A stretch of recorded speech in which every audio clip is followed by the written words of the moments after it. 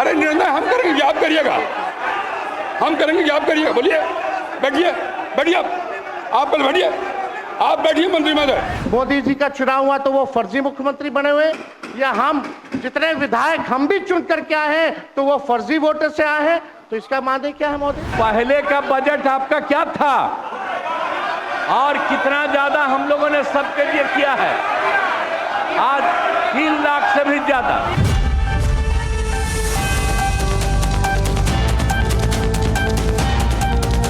विधानसभा monsoon सत्र के तीसरे दिन हुआ जमकर हंगामा। विषय वही रहा एसआईआर का, जिस पर विधानसभा में जमकर हंगामा हुआ। वहीं पर नंद किशोर यादव काफी गुस्से में नजर आए। नमस्कार, मैं सुरभि मानसी और आपने देखना शुरू कर दिया है एकदम कड़क।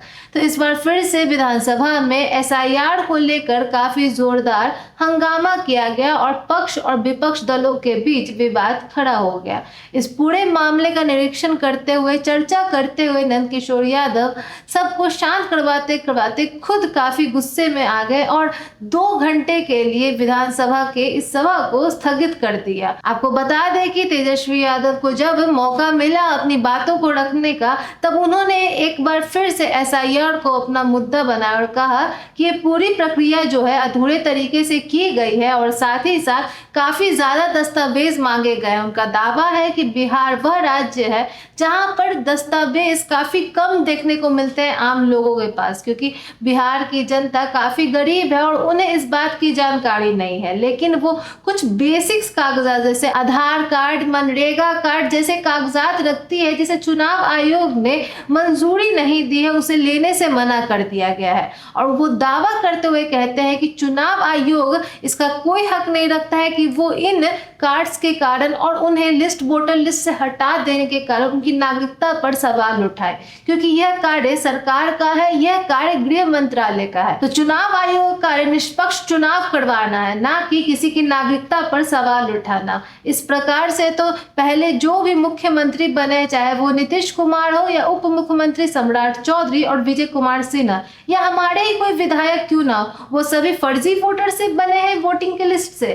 क्या इसी प्रकार से वोटिंग लिस्ट का ये जो चयन होता है? क्योंकि पिछले लोकसभा चुनाव के बाद काफी समय था ताकि वोटर लिस्ट तैयार की जा सके, लेकिन इसके बावजूद इतने कम समय में, जबकि बिहार का विधानसभा चुनाव नजदीक है, उस समय वोटर लिस्ट को लेकर पुनर्निरीक्षण हो रहा है। इससे साफ पता चलता है कि कोई बड़ी साजिश रची जा रही है। ऐसा दावा किया है तेजस्वी यादव ने विधानसभा के मॉनसून सत्र में। अभी यहाँ तक तेजस्वी यादव नहीं रुके, इसके बाद भी उन्होंने सवाल खड़ा किया गया कि 3.5 करोड़ से भी अधिक लोग बिहार के वो बाहर रहकर नौकरियां कर रहे हैं, उनको वोटर लिस्ट से शामिल नहीं किया गया है। और अभी बिहार में जो है उन्हीं को शामिल किया गया, जिनमें से कितने लोगों को वोटर लिस्ट में शामिल नहीं किया गया। इसका मतलब ये है कि जो बाहर रहकर बिहारवासी काम कर रहे हैं, उनकी नागरिकता पर सवाल उठाने की कोशिश करना चाहता है चुनाव आयोग। पूरी तरह से ये एक गलत तरह से कार्यवाही की जा रही है, प्रक्रिया पूरी तरह से अधूरी है। साथ ही साथ उन्होंने पक्ष दलों पर भी निशाना साधते हुए कहा कि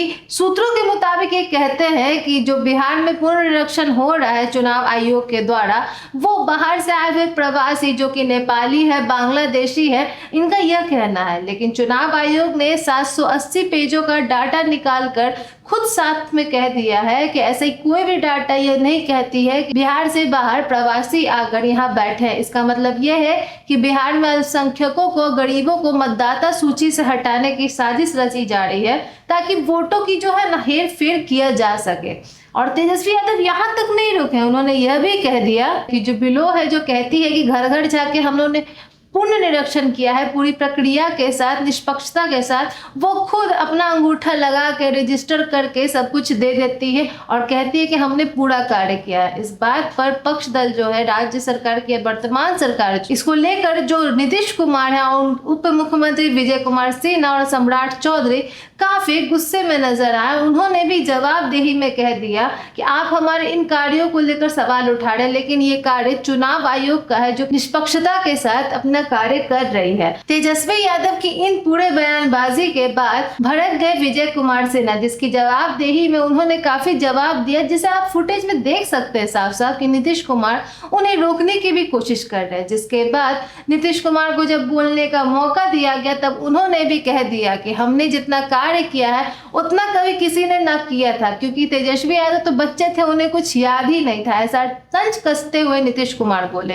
और साथ ही कहा कि वो बच्चे थे, उन्हें क्या ही रहेगा याद, जबकि उनके माता पिता जब मुख्यमंत्री के पद पर थे तब भी बिहार में इतनी डेवलपमेंट, इतना विकास और इतनी योजनाओं का आगाज नहीं हुआ था। ना कभी बिहार का बजट इतनी आगे बढ़ा था जो वर्तमान में हमारी सरकार द्वारा, हमारे एनडीए सरकार की डबल इंजन सरकार के द्वारा किया गया है। पहले बिहार में जितने भी लोग रहते थे और बिहार की महिलाएं रात में शाम होते के साथ जैसे ही सूरज ढलता था घर से बाहर नहीं निकलते थे, लेकिन आज इतना हमने डेवलपमेंट कर दिया, विकास कर दिया है कि आप इन छोटे मुद्दों को विवाद लेकर खड़े हैं, लेकिन आप अपने कार्यों के बारे में कोई भी गणना या कोई विश्लेषण या किसी प्रकार का एक्सप्लेनेशन नहीं देना चाहते।